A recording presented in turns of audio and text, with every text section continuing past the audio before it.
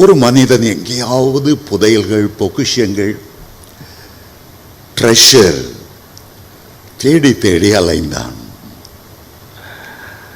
ஒரு நாள் ஒரு குகைக்குள்ளே போகும்போது அந்த குகையின் முன் பகுதியில் நிறைய வெண்கல காசுகள் குவித்து வைக்கப்பட்டிருந்தன. தான் கொண்டு போன சாக்கு முழுவதையும் அதனால் அவன் நிரப்பினான். அவனுக்கு பெரிய சந்தோஷம். வெண்கலம் எவ்வளவு விலை, இதை விற்றால் எவ்வளவு பணம் கிடைக்கும். சந்தோஷப்பட்டு தூக்கி கொண்டு வெளியே வரும்போது திடீரென்று பார்த்தான், அந்த வெண்கலம் நிறைந்த அறைக்கு பின்னால் இன்னொரு ரகசிய அறை இருந்தது. உள்ளே போனான்.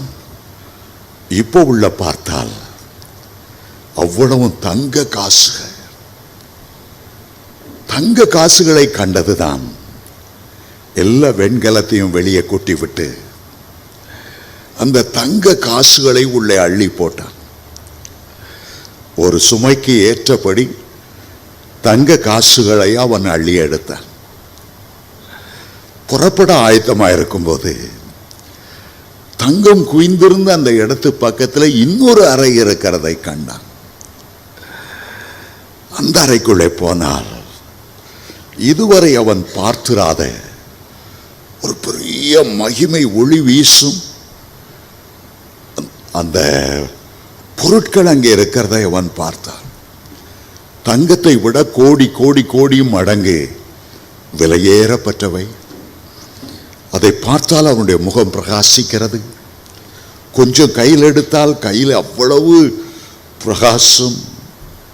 கையெல்லாம் ஏதோ பரலோக ஜோதி பிரகாசத்தால் ஒளி வீசுகிறதை போல அவன் உணர்ந்தான். அதை சாக்கில நிரப்ப வேண்டும் என்று விரும்பினான். ஆகவே அவன் பொன்னை எல்லாம் கொட்டிவிட்டு அந்த மகிமை விளங்குகிற அந்த பொருளை அந்த சாக்குக்குள்ளே நிரப்ப ஆரம்பித்தான். அவனுடைய உள்ளம் மகிழ்ந்து களி கூர்ந்தது. மேலான ஒன்றை நாம் பார்க்கும்போது அதற்கு கீழானவைகளை நாம் விட்டு விடுகிறோம்.